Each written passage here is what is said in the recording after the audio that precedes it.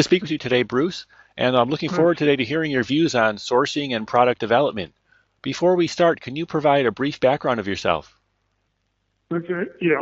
My background, I spent over 30 years in industry, working mostly for consumer, medium-sized consumer products companies, doing, starting out in inventory management and inventory control and forecasting, and eventually we got involved with product development, which led to global and sourcing and of product and going around the world looking for new products as well as looking for new sources.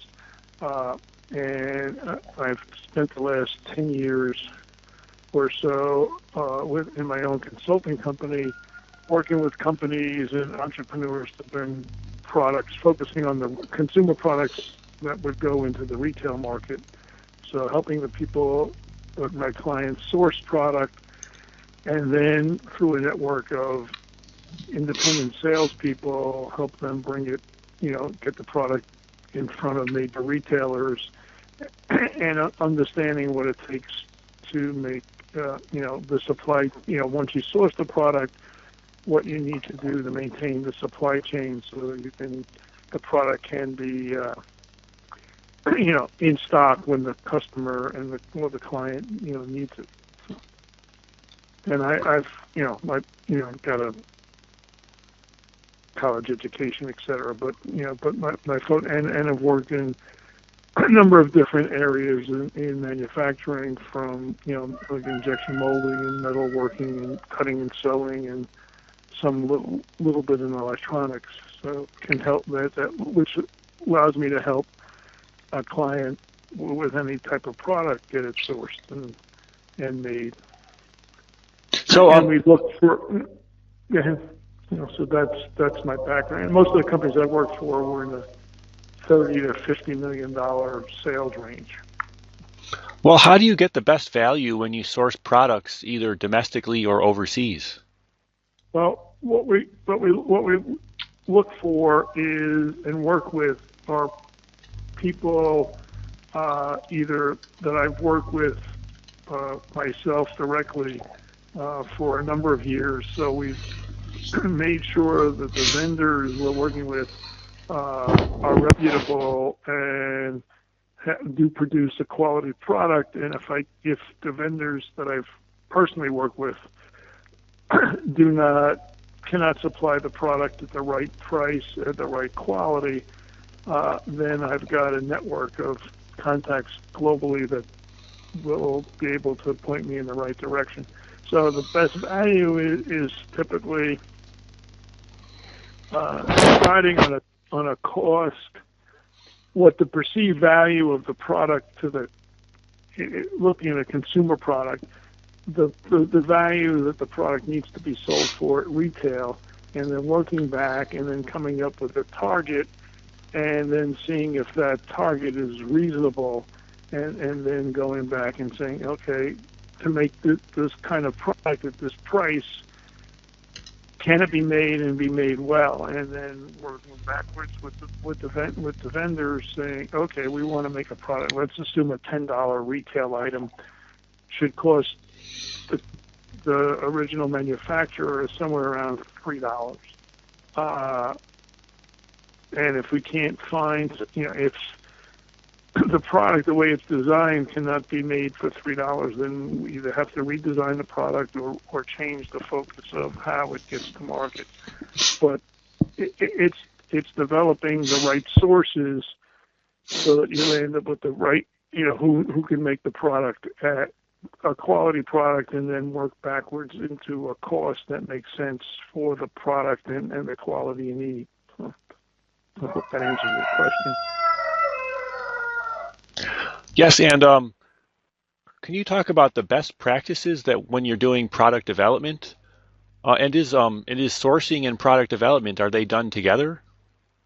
Well, product development, depending on the product, they're done sometimes. The product development gets done first, and then you go out and get the product. But in many cases, it's done in conjunction with the supplier, so that what you end up with is a product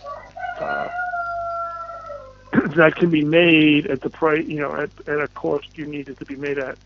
As an example, a number of years ago, I found a product. Actually, I was traveling in England and found a product that the company I was working for at the time, the owner had an idea that a product like this would be successful in the U.S., and it was not in the U.S. at the time.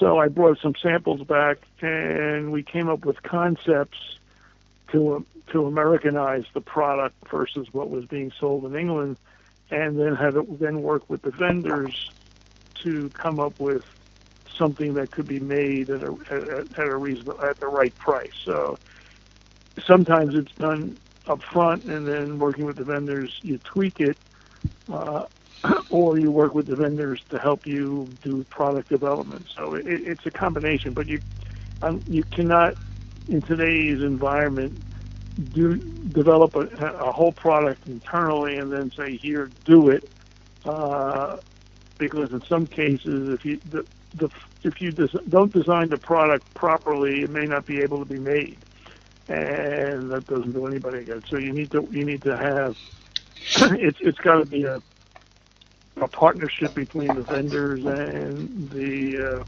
product development team to be able to make some, at the end, come up with a product that can be made and made at a reasonable, cost.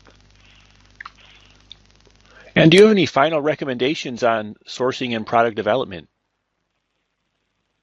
Well, the one thing about product development is if you wait until you have a quote-unquote perfect product, in many cases you'll never get the product to market, because it's hard to say this is exactly perfect. So when you get a product to a point where it should be producible, then you go ahead and make it, and then as you go along, you can make adjustments. But